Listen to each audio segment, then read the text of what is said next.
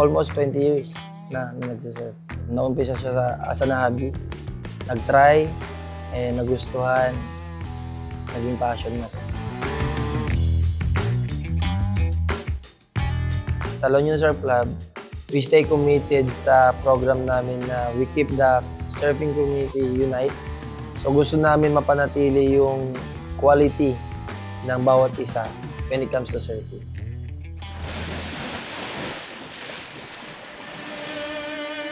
Yung achievement ng mga naumpisahan ng mga pioneers ng La Union Surf Club, ito na yun, kung ba yung produkto na inahangad nila. Minsan nga mapapaisip ka na lang na hindi to yung nakita mo sa surfing before parang hindi mo siya may isip na mag-host ka ng pang world stage. So ako, as a president na, pinagpatuloy ko lang yung kung ano naumpisahan nila.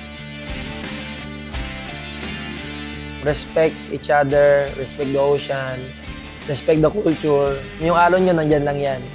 Chase those waves, enjoy nyo lang yung moment na mag-surf kayo, peaceful lang.